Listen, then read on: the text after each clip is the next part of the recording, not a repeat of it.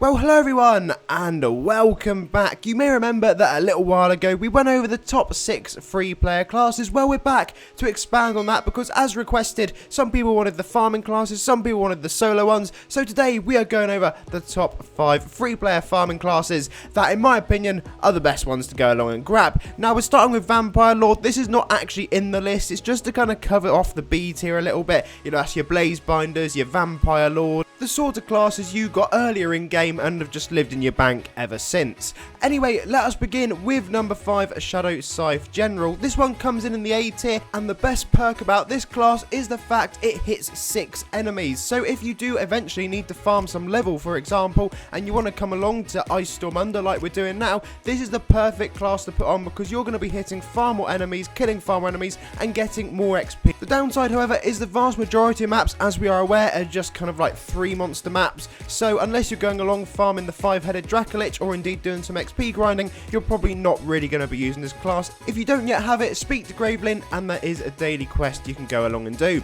Next up, Dragon of Time A-star. So Dragon of Time has multiple purposes in game and it is also a really good soloing class. It had a buff not all that long ago, so that did bring it back into contention, and with its really high damage over time, it does turn into quite a good farmer. I would personally be using it against monsters with higher HP just so you can get that damage over time a little bit higher, but your preference may indeed be to go along and use it against lower HP monsters. But there are far better classes to be doing that with, which we'll come on to in just a little bit of time. If however you are using it, the combo I tend to use is 2, 3, 4, 3, 5, and then you can just rinse and repeat that, and that should get you some decent damage output coming out, and of course, crucially, keep you alive. Anyway, let us move on to our next class. So this one is going to be Archfiend. Archfiend is ridiculously powerful. This is one of those that really did get revamped, and of course you can go along and farm for that now if you are a free player. The main thing to remember is you can go along an L spammo, which is perfect for a farming class. It has really high DPS, however it only hits 2 enemies at a time. So whilst it makes it almost a perfect farmer for one-shotting low HP mobs, the minute you go along to say the Revenant map to beat up some Forgotten Souls, it may be more beneficial. One of the 2 classes we're coming on to in a moment's time, just so you're hitting that damage to all 3 enemies in the map instead of just 2, and therefore killing more in that period of time.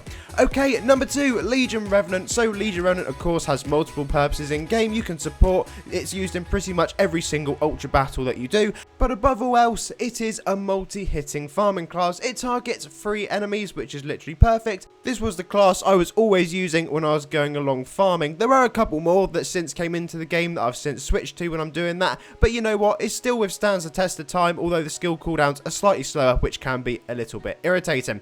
Now let us move on to number 1, which of course was always going to be ArchMage. So first thing to point out when going through all these classes is we have just been using luck enhancements. We've kept it exactly the same throughout. No forge enhancements, we like to just keep it to the base class. But let us talk about ArchMage. So presuming you've gone along and farmed this class at Join ArchMage, you now have access to ridiculous untamed power. Not only is the DPS on the base class really high, the minute you start putting forge enhancements onto this, it becomes absolutely ridiculous. The same can be said for many of the previous classes we've also had a little look at. However, in this video we haven't been running any forge, so this is purely what you get just off base damage, and that alone is more than enough for the majority of players. Once you've put the class into one of its modes using skill 5, you can then just go along and spam 2, 3 and 4 until you either want some extra DPS or you need to get healing.